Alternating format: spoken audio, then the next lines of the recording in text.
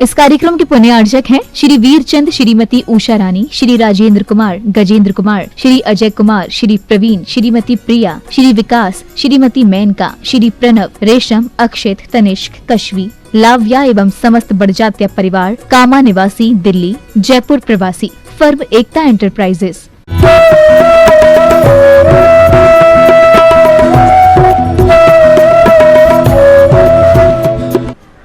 हर परिस्थिति में परिणामों को संभालना पुण्यात्मा की निशानी है और हर परिस्थिति में परिणामों का फिसलना ये पापात्मा की परेशानी है। परिणामों को संभालते हैं तो परिणाम संभल जाता है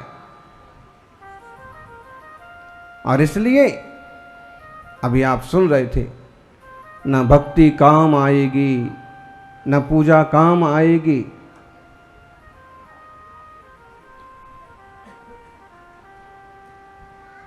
न भक्ति काम आएगी न पूजा काम आएगी, भावों में जो भरी विशुद्धि वही रंग लाएगी। भक्ति और पूजा के अंदर भावना हो तो लाभदायक होगी। भावना में भाव हो तो भावना साकार है और भावना में भाव ना हो तो भावना बेकार है। आत्मार्थियों, बादशाह ने कहा कि मैं भारतीय वैद्यों की कोई दवा नहीं लूंगा और वैद्य ने अपनी चतुराई से कुरान के पन्नों पर दवा का लेप कर दिया और कुरान गिफ्ट कर दिया, भेंट कर दिया। केवल उसकी गंध से, केवल उसके पन्ने पलटने से, केवल उसको पढ़ने से और उसके पास में रखने से उसकी बीमारी दूर हो गई। हमेशा से अन्याय जैसे हुआ, सबसे ज़्यादा नुकसान इस दुनिया में, इस देश में हुआ जिन धर्म का। कभी 45 करोड़ की संख्या, कभी चंद्रगुप्त जैसे सम्राट, कभी दक्षिण भारत के बहुत सारे प्रदेशों पर जैन शासन का प्रभाव, ध्वजा पताका लहराना और स्वतंत्रता संग्राम में भी बहुत बड़ा योगदान। जयपुर के 2 सपूत बैठे हैं यहाँ पर। अर्जुन लाल सेठी के लिए ये और इनकी मित्र मंडली बड़ा काम करती है। अर्जुन लाल सेठी राजस्थान के एक, खड़े हो जाइए 1 मिनट के लिए, सब देख भी लेंगे, पहचान भी लेंगे। बहुत बड़े नेता हुए। स्वतंत्रता संग्राम में कहते हैं कि गांधी जी का जितना योगदान था उससे कुछ थोड़ा बहुत कम मान लो, जबकि गांधी तो स्वीकार करते थे उनको अपना एक तरह से गुरु। तो गांधी जी जैसा जिसका योगदान रहा, अर्जुन लाल सेठी एक जैन श्रावक।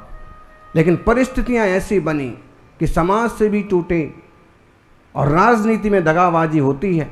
उसका परिणाम हुआ कि राजस्थान का जिनको पहला प्रधानमंत्री बनना चाहिए था, मुख्यमंत्री बनना चाहिए था, उस आदमी का आज तक राजस्थान में ही कोई नाम नहीं और दूसरी जगह तो छोड़िए।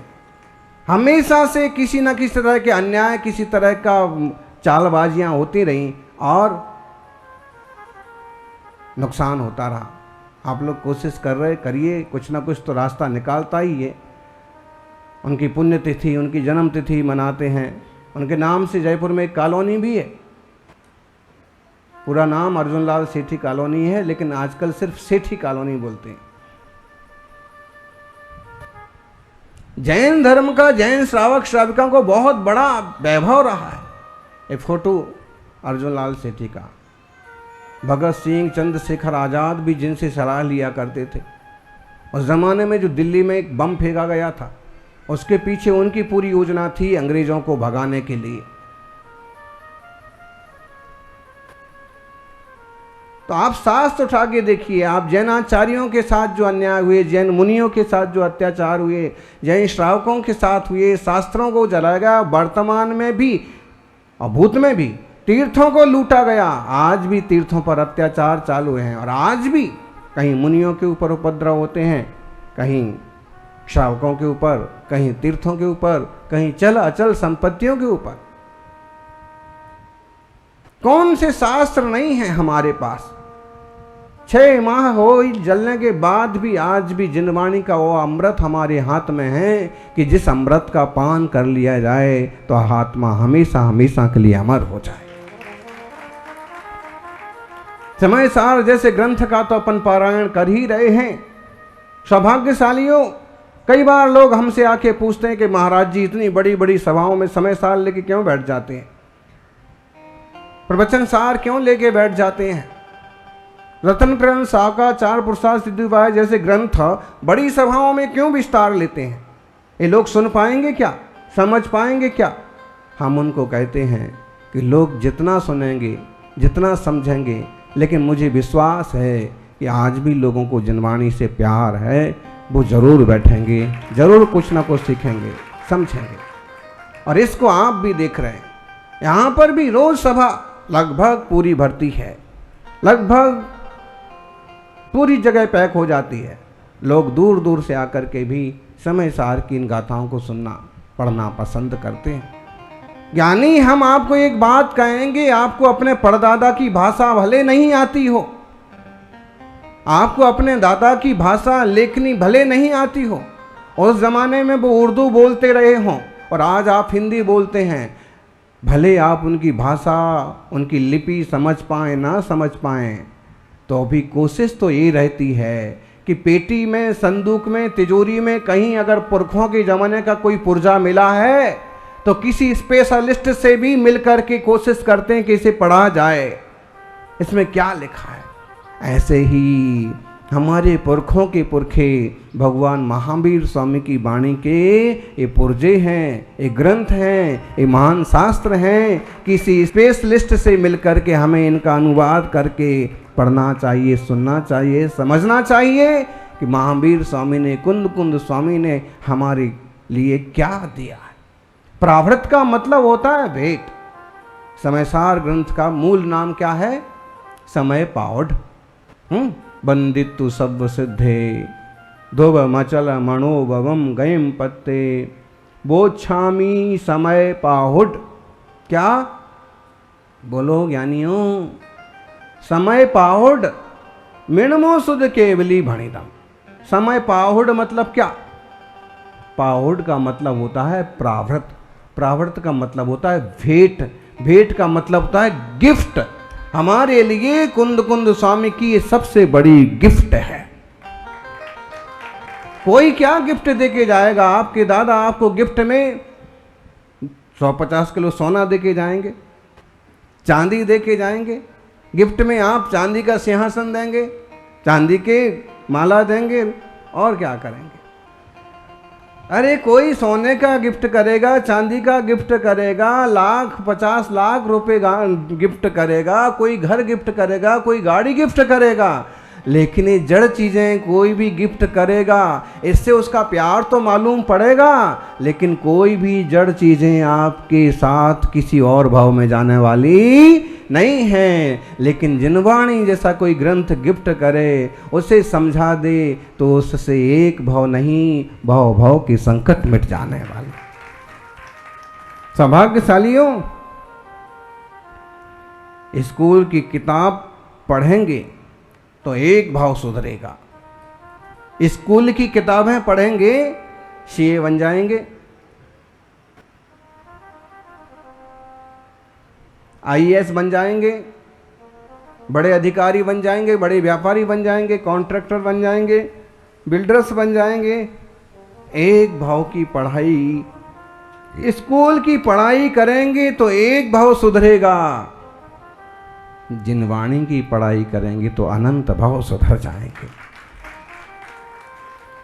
माता पिता क्यों नहीं फिक्र करते हैं कि बच्चों को पाठशाला भेजो, नमोकार सीखने दो, 5 पाप के त्याग की बात सीखने दो, छोटे छोटे नियम व्रत उसके जीवन में आने दो। कल हमारा एक जगह पड़गहान हुआ, आहार देने के लिए किशोर बार बार आगे आता और उसकी मम्मी हाथ पकड़ के बार बार पीछे ले जाती। वो कहता मुझे आहार देना, और उसकी मम्मी कहती कि नहीं, तुम 1 साल का त्याग नहीं कर पाओगे, चलो इधर आओ। फिर किसी ने समझाया कि कैसी माँ हो, बच्चा जब हिम्मत कर रहा है तो हिम्मत बंधाओ। घर तुम्हारा है, बेटा तुम्हारा है, रात होने के पहले अच्छे से उसको भोजन करा देना।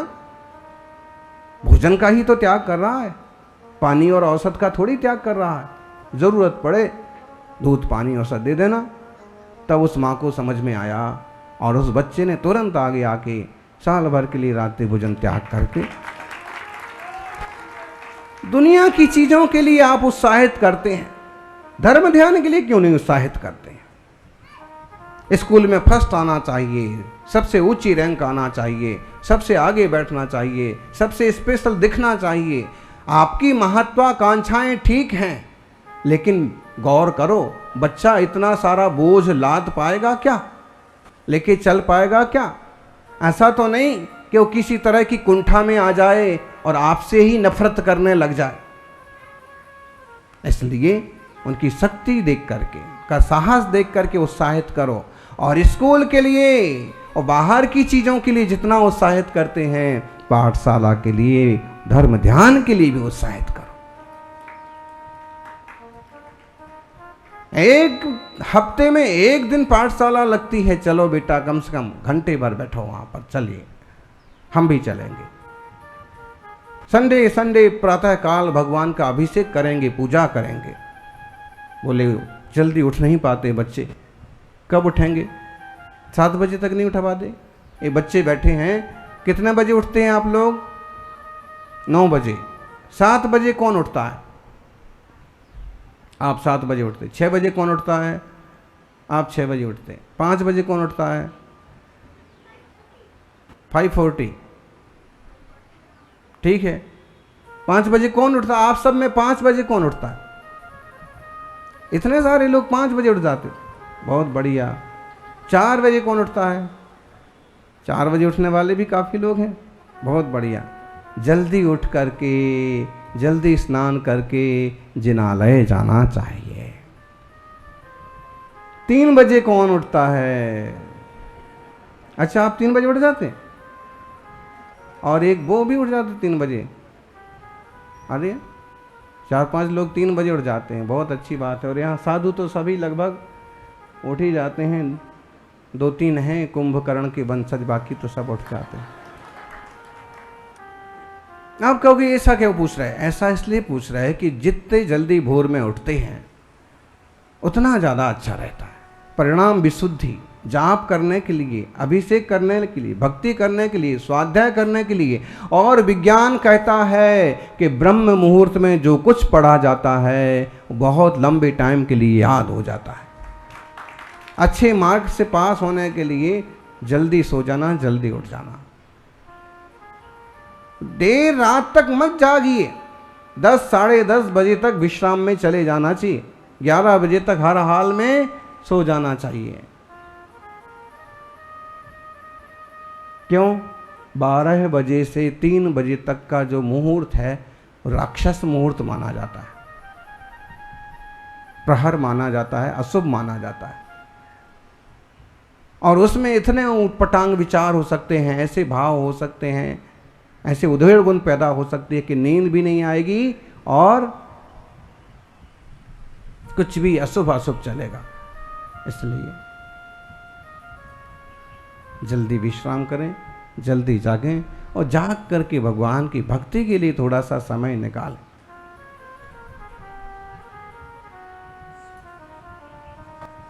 जाग करके सबसे पहले नमोकार का स्मरण करें।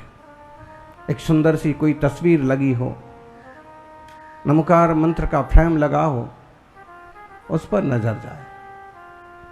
आज फ्रेंडशिप डे है। कौन सा डे है? किस किस को मालूम है? फ्रेंडशिप डे है। फ्रेंडशिप डे में क्या होता है? क्या होता है इसमें? अच्छा, फ्रेंडशिप डे में अपन मित्रों को याद दिलाते हैं हम उनके फ्रेंड हैं, वो हमारे फ्रेंड हैं, और उनके हाथ में रिबन बांधते हैं, बेल्ट बांधते हैं। बताइए ऐसा फ्रेंड किस काम का कि याद दिलाना पड़े? फ्रेंड्स तो वो होता है सच्चा कि जो हमेशा याद रहे, हमेशा याद रखे। उसके लिए कुछ भी बांधने की कोई ज़रूरत नहीं है। दुनिया में जो फ्रेंड्स बनाए जाते हैं, वास्तव में ये बांधना तो एक प्रतीक है। जैसे रक्षाबंधन को भाई बहन बनाए जाते हैं, भाई बहन को राखी बांधी जाती है, वैसे ही ये मात्र प्रतीक है। सच में जो सच्चा मित्र होता है उसे आप कुछ ना बांधो तो भी जिंदगी भर वो दोस्ती निभाता है। और दुनिया में सबसे बढ़िया, सबसे सच्चे मित्र हैं तो मुनिराज। सच्चे देव शास्त्र गुरु से बड़ा कोई दूसरा सच्चा मित्र नहीं हो सकता। क्यों नहीं हो सकता? क्योंकि आप कभी भी वीतरागी भगवान की प्रतिमा को निहारना, वो इतने सच्चे मित्र हैं कि आप उनकी मूर्ति देखेंगे तो आपके खराब भाव आपो आप खत्म हो जाएंगे। हैं? निरपेक्ष बंधु हैं। मित्र कैसे होना चाहिए? निरपेक्ष। निरपेक्ष मतलब निस्वार्थ। निस्वार्थ मतलब आपसे कुछ नहीं चाहिए। दुनियादारी के जो लोग होते हैं हपापत जी, वे अक्सर कर स्वार्थी होते हैं। अगर आपसे कोई काम निकल रहा है, कोई बात बन रही है तो आप हमारे दोस्त हैं, और अगर आपसे कोई काम नहीं निकल रहा है तो तुम अलग हम अलग। आप कहीं बीच में आड़े आ रहे हैं तो भाई आप अपना रास्ता देखो, हम अपना रास्ता देखेंगे। तो दुनिया वालों की दोस्ती तो स्वार्थों से भरी होती है, लेकिन वीतरागी प्रभु की दोस्ती निस्वार्थ है। वे हमसे कुछ नहीं लेंगे, लेकिन जब भी हम उनके दरबार में जाएंगे अथाह पुण्य का भंडार हमें मिलेगा, अथाह शांति मिलेगी। मुनिराजों की दोस्ती निस्वार्थ दोस्ती। मुनि महाराज दोस्त बन सकते हैं क्या? चूहे को क्यों तुम भगा रही हो? तुम चूहे को भगाओगी, कल चूहा तुमको भगाएगा। वो पंचेंद्रीय जीव है, संगी है। देखो वो अपने मित्रों को बुला के लाया ना। सही फ्रेंडशिप डे तो वही मना रहे हैं कि हम भी खाएंगे तुम भी खाओ।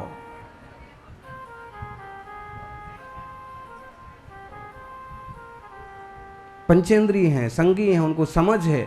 आप उनको भगाओगे तो डर के भाग जाएंगे, लेकिन बुरा भी लगेगा। कभी भी किसी भी जीव जंतु के साथ कठोर व्यवहार नहीं करना। वो भी हम तो क्या बोलते हैं, मिट्टी में सब भूदेशु। क्या बोलते हैं अपन सभी? क्या बोलते हैं? मिट्टी में सब भूदेशु। याद है ना? खम्मामी सब जीवाणम सब्वे जीवा खमंतु में, मिट्टी में सब भूदेशु। बोलो सभी, मिट्टी में सब भूदेशु। हाथ जोड़ो। मिट्टी में सब भूदेशु बेरम मज्जम न केनवी।